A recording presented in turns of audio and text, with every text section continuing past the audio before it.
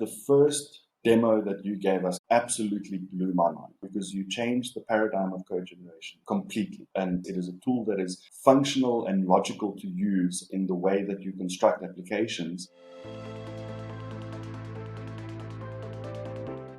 I've been developing professionally now for 25 years, and I decided to start a company called Aryzac. I'm the CTO and my partner is the CEO.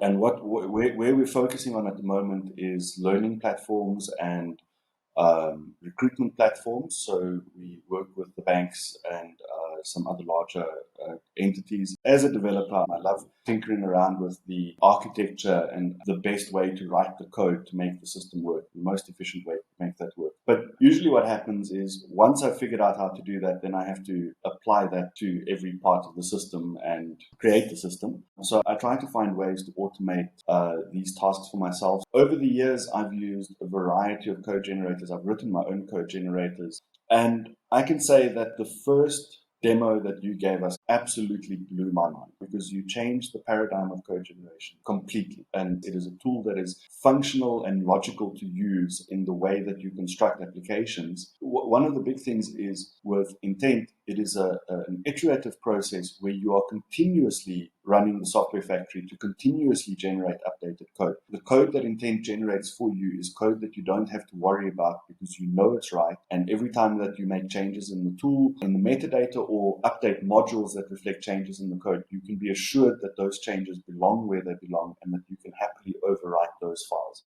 Our first real world use of intent was the project that we were working on in 2022. We hand wrote that project. It was a microservice project that used Microsoft's Dapper framework. It had a lot of moving parts, and we counted after 12 months of development, there were like 30,000 lines of code. And at one point, we had a quiet moment, and the lead dev and myself said, why don't we just try and do this in intent? Because it will give us a bit of a running start in learning intent and making sure that this is the technology we want to use to build future projects on. So we spun this project up in intent and we built a very quick version of it. And from start to finish, literally from the hour that we decided, let's do it, and we spun up the GitHub repo to start writing the code until we had feature parity with the code that took us 12 months to write, was 57 hours exactly.